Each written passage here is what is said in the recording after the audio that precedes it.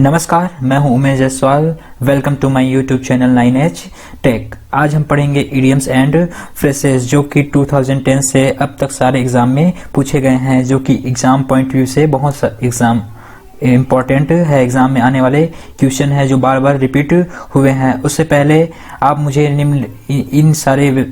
इन सारे social media platform पर मुझे फॉलो कर सकते हैं। इंस्टाग्राम पे मैं हूँ विथ उमेश से, फेसबुक पर भी आप मुझे विथ _उमेश और यूट्यूब पर भी मैं विथ उमेश से अवेलेबल हूँ। तो आप मुझे इन सारे प्लेटफॉर्म पे फॉलो कर सकते हैं। यदि आप इस वीडियो लेक्चर की PDF चाहते हैं तो टेलीग्राम पे चले जाइए और विथ उमेश करके सर्च कीजिए, वहां से इस वीडियो लेक्चर की PDF भी मिल जाएगी। तो चलिए स्टार्ट करते हैं आज का हमारा यह वीडियो लेक्चर।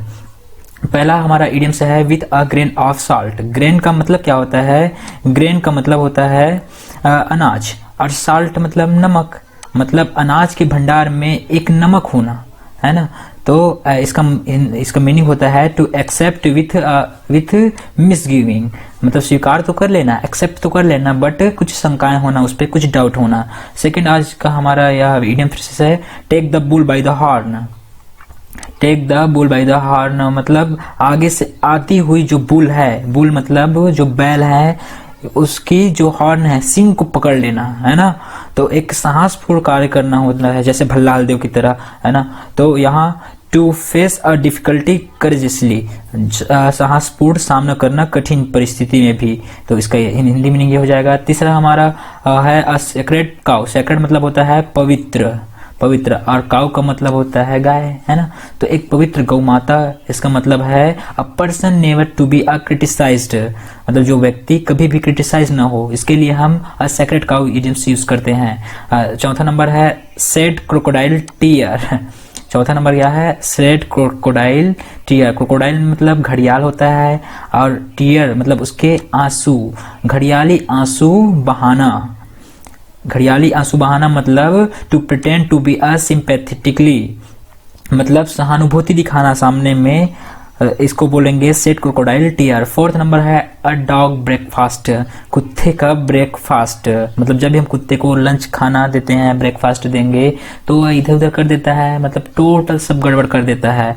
तो इसीलिए इसके लिए यूज करते हैं अ डॉग ब्रेकफास्ट, जिसका मीनिंग होता है अ टोटल मेस और a thing that has been done badly, सब कुछ व्यर्थ या खराब कर देना। 6 नंबर है टू बी इन अ क्वांड्री। क्वांड्री में होना, क्वांड्री मतलब भ्रमित होना या भ्रम में रहना। तो इसका हिंदी फिर मीनिंग हो जाएगा in a confusing situation. Confusing situation में होना, इसके लिए यूज करते हैं to be in a quandary. 6 number का अगर हमारा इडियम्स है sail in the same boat. Sail मतलब होता है खेना, है ना। खेना मतलब जैसे नाव में बैठे रहते हैं ना, तो उन लोग जो चप्पा चलाते रहते हैं, तो इसको बोलते हैं सेल। और बोट तो जानते हो जो पानी में चलता है, पानी जहाज बोलेंगे। तो एक ही बोट में खेना मतलब दो व्यक्ति एक ही बोट में खे जा रहा है, बोट को चलाया जा रहा है, मतलब दोनों एक ही सिचुएशन में है। मतलब जब भी नाव पलटेगा तो दोनों की नैया पार लगेगी, है ना। नैया पार लगेगी तो दोनों की लगेगी, और नैया डूबेगी तो दोनों की डूबेगी। तो इसका मतलब है कि to be in same situation, एक ही स्थिति में होना।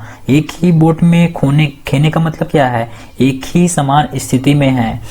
8 नंबर है not one's cup of tea. देखिए वंस कप ऑफ टी आप जानते हो, किसी की वरीयता में होना, पसंदीदा होना। तो हम इसके लिए जब भी नॉट यूज कर देते हैं तो किसी की पसंदीदा या वरीयता में न होना, इसके लिए यूज करेंगे not one's cup of tea. Not one's choice और प्रेफरेंस, पसंदीदा न होना। 8 नंबर का इडियम्स है इन बैड टेस्ट। बुरा स्वाद, या फिर हाँ वही बोल सकते हैं। बैड मतलब बुरा होता है, टेस्ट मतलब स्वाद होना। तो इसका मीनिंग हो जाता है नॉट सुइटेबल और ऑफेंसिव, उपयुक्त ना होना। बैड टेस्ट मतलब सही ना होना, है ना। तो उपयुक्त ना होना या फिर ऑफेंसिव मतलब आक्रामक नहीं होने के लिए हम इन बैड टेस्ट इडियम्स का यूज करते हैं। 10 नंबर है once and for all.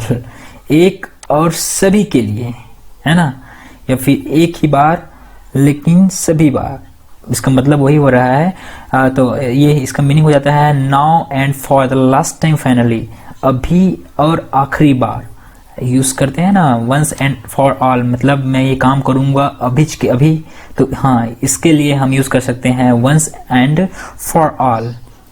10 number का इडियम्स है वंस एंड फॉर ऑल, वही छो है ना वही हो गया, ये छोड़ते हैं। 12 नंबर में आते हैं इन द सूप, सूप में होना, जैसे मक्खी है सूप में आ गया, मतलब ये क्या है कि डिफिकल्टी सिचुएशन में है, तो मतलब मक्खी सूप में पड़ गया है, कैसे बाहर निकला जाए मक्खी के लिए, है ना।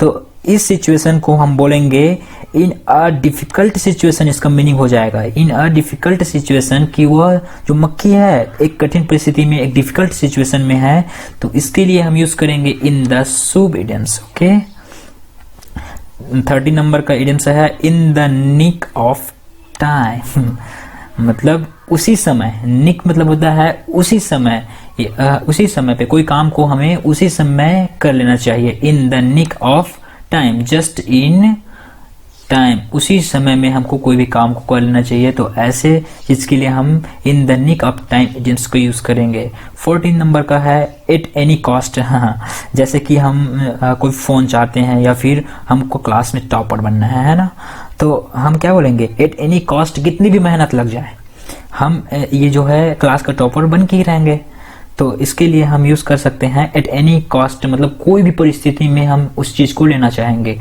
तो अंडर एनी सर्कमस्टांस, तो ये इसका मीनिंग हो जाएगा, कोई भी परिस्थिति में हम उस काम को जरूर अचीव करेंगे एट एनी कॉस्ट, समझ आया।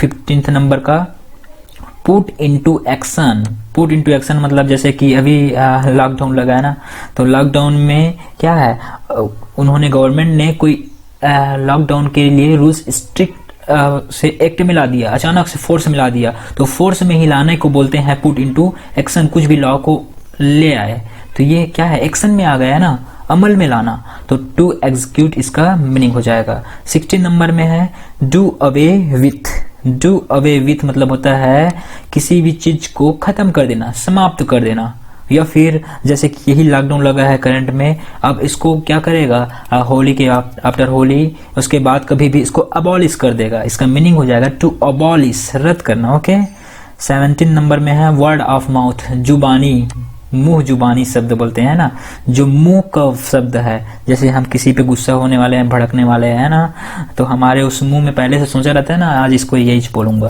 तो ये वर्ड ऑफ माउथ मुख की शब्द है, तुरंत निकलने वाला है, वो कुछ भी हमको बोलेगा हम रिएक्शन जरूर देंगे, तो ऐसे शब्द को के लिए बोलते हैं वर्ड ऑफ माउथ। या फिर हम जैसे क्लास में स्टूडेंट से पूछते हैं, है ना, कि हाँ चलिए आप ये बताइए, तो स्टूडेंट क्या करता है, उसको याद रहता है, मतलब वर्ड ऑफ माउथ जब उसको याद रहता है तुरंत बता देता है ना, तो इसके लिए इसका मीनिंग क्या हो जाएगा, thought the verbal sharing of information, verbal के थ्रू इंफॉर्मेशन को शेयर करना ही वर्ड ऑफ माउथ होता है। ठीक है, 18 नंबर में है पुल स्ट्रिंग, स्ट्रिंग मतलब होता है रस्सी और पुल मतलब होता है खींचना, है ना, मतलब रस्सी को खींचना, इसका तात्पर्य क्या है कि किसी चीज को फोर्स में लाना, एक्ट में लाना, to use influence. Okay, to use influence मतलब रस्सी खींचना, या उसके लिए हम टू यूज इन्फ्लुएंस मतलब प्रभावित करना, या फिर उसको लाना, अमल में लाना भी बोल सकते हैं एक टाइप से, लेकिन अमल में नहीं होगा, उसको प्रभावित कर देना। पुल स्ट्रिंग मतलब उस पर रस्सी खींचने बराबर, मतलब कुछ एक्ट हो रहा है, कुछ वर्क हो रहा है ना। 18 नंबर देते हैं अ चाइल्ड्स प्ले है। हाँ, कई लोग बोलते हैं ना कि हाँ ये क्या कर रहे हो भाई, ये तो बच्चे का खेल है ना, तो इसी के लिए हम यूज करते हैं चाइल्ड्स प्ले। ये इंग्लिश इडियम्स होते हैं बच्चे का खेल, बच्चे का खेल होना बहुत आसान होना है ना, तो इसका मीनिंग हो जाएगा something that is a very easy. Okay, 20 number में है टू डॉक्टर द अकाउंटेंट, मतलब डॉक्टर को जब हम अकाउंटेंट बना दे, है ना, मतलब कुछ हेर फेर करें, डॉक्टर था हम उसको अकाउंटेंट बना दिया, बेचारे को डॉक्टर है और उसके अकाउंटेंट के क्या, उसके बारे में क्या नॉलेज हो सकता है उसको, वैसे ही हम अकाउंटेंट को डॉक्टर बना देंगे, तो पता चले कुछ सर्जरी करते समय कुछ मिस्टेक कर दे, तो हम किसी भी चीज को मैनिपुलेट कर रहे हैं, एक दूसरे में हेरा फेरी कर रहे हैं, तो इसके लिए मीनिंग हो जाएगा to manipulate the accountants. Okay, next है 21 on the brink of disaster. Disaster मतलब होता है, हाँ, जैसे अभी क्या हुआ था, चमोली डिस्ट्रिक्ट में एक डिजास्टर, नेचुरल डिजास्टर आया था, प्राकृतिक आपदा, आपदा बोलेंगे। On the brink of disaster मतलब डिजास्टर बहुत बड़ा हानि के कगार पे होना, है ना। इसके लिए हम यूज करेंगे एकदम हानि के कगार या फिर आपदा के कगार पे होना, इसके लिए on the brink of disaster use करेंगे। जैसे कि आप लोग पढ़ेंगे नहीं तो फेल हो जाएंगे। यदि एग्जाम के एक दिन पहले पढ़ने चाहोगे और एग्जाम के पहले दिन आ गया तो क्या हो, आप एक on the brink of disaster condition पे हो, आप भी एक विफल के कगार पे हो। तो हम बोल सकते हैं very close to failure, failure के क्लोज होना, फेल होने के कगार पे हो जाएंगे, क्योंकि आप पढ़ेंगे नहीं, एक दिन पहले पढ़ के पास होने का सोचेंगे तो आप फेल होने के कगार पे पहुंच जाएंगे। 22 नंबर का इडियम्स है अ बर्निंग क्वेश्चन। जैसे न्यूज मीडिया वाले को क्या होता है, एक ताजा तरोगार या हॉट खबरें मिल जाता है, तुरंत उस चीज को लगा रहता है। जैसे कि सुशांत सिंह का मर्डर केस वाला है ना, तो उस पे बहुत दिन तक बहस हुआ, 6 महीने 7 महीने, फिर उसको कोई भी नया मामला मिल जाएगा, नया न्यूज मिल जाएगा, तो क्या करेगा वो, अब उसको एक क्वेश्चन बना देगा। जल तक, बर्निंग का मतलब जल तक क्वेश्चन नहीं है, बट क्या है, वे करंट सिनेरियो में बहुत ट्रेंडिंग में चल रहा है, तो ऐसे इंपॉर्टेंस देना किसी भी क्वेश्चन को, तो इसका मतलब हो जाएगा एन इम्पोर्टेंस क्वेश्चन, महत्वपूर्ण प्रश्न, है ना, महत्वपूर्ण मुद्दे। तो इसके लिए हम यूज करेंगे अ बर्निंग क्वेश्चन। 23 है sit on the fence. Fence में बैठना, फेंस मतलब क्या होता है, जो चारों तरफ दीवारें होती हैं ना, हम घर बनाते हैं तो उसके चारों तरफ दीवारें होता है, कुछ हमने ऐसे घर बनाया तो इसके बाउंड्री में दीवार होते हैं ना, इसके ऊपर हमने क्या लगा देते हैं, तार, तो इसको बोलेंगे फेंस, है ना। तो फेंस किसको बोलेंगे, दीवार के चारों तरफ जो वायर लगा था उसको फेंस बोलते हैं। और उसी के ऊपर बैठना मतलब ना तो इधर के लिए ना तो उधर, जैसे कोई पड़ोसी झगड़ रहा है और हम क्या कर रहे हैं, यहाँ इस दीवार पे बैठे हुए हैं, इस दीवार पे ना तो हम इधर का पक्ष ले सकते हैं और ना ही इधर का, मतलब हम किसी भी परिस्थिति में हम इन दोनों के बीच में नहीं आ सकते हैं, मतलब किसी का पक्ष नहीं ले रहे हैं, है ना।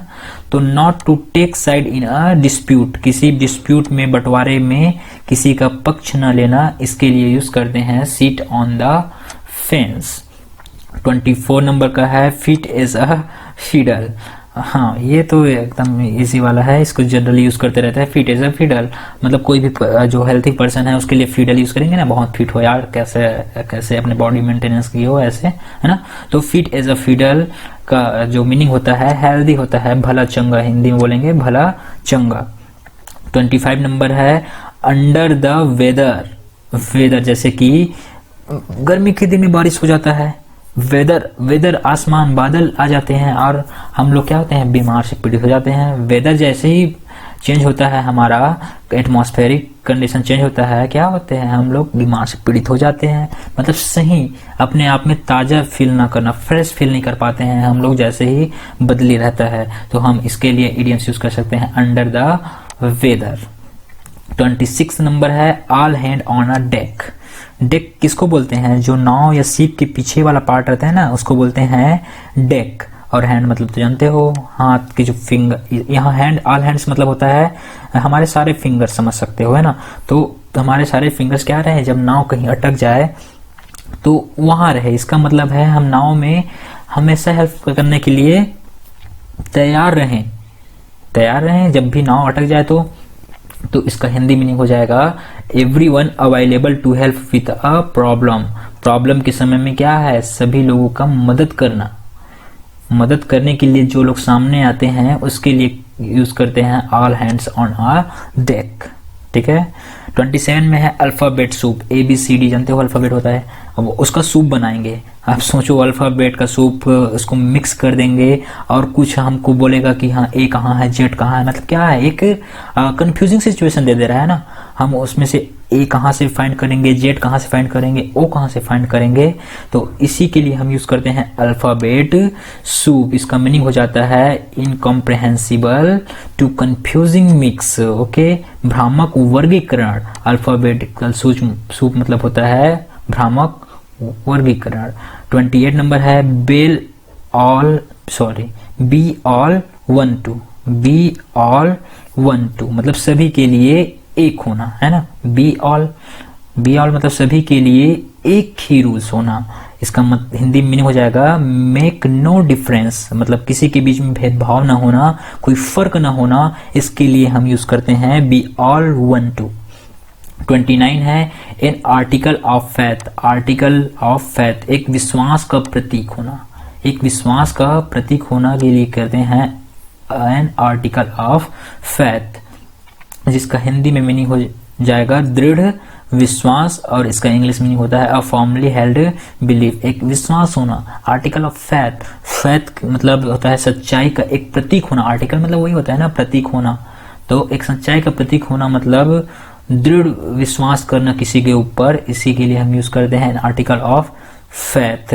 फिर लास्ट आता है इन द एक्सेंडेंट, ये आज का हमारा लास्ट इडियम्स है। इन द एक्सेंडेंट मतलब है राइजिंग इन पावर ऑन और इन्फ्लुएंस, मतलब उदयमान होना, जैसे कि ब्रिटेन क्या हुआ, हमारे यहाँ कॉलोनी बसाया, मतलब कभी ना कभी इसका जो पावर था राइजिंग हुआ, फिर डिक्लाइन भी हुआ, उसके बाद हमारे देश में डेमोक्रेसी आया। तो हाँ, इसके लिए हम जैसे ही वो उसका पावर आने लग जाता है पब्लिक के बीच में, तब इसके लिए हम यूज कर सकते थे राइजिंग इन पावर, जो ब्रिटेन का पावर है राइज हो रहा है। तो ये था हमारा आज का इडियम फ्रेसेस। उम्मीद है आपको यह वीडियो लेक्चर पसंद आया होगा। आप हमें टेलीग्राम, इंस्टाग्राम, ट्विटर और सारे सोशल मीडिया प्लेटफॉर्म पर फॉलो कर सकते हैं, और इस वीडियो की लेक्चर आपको टेलीग्राम पर मिलेगी ही मिलेगी।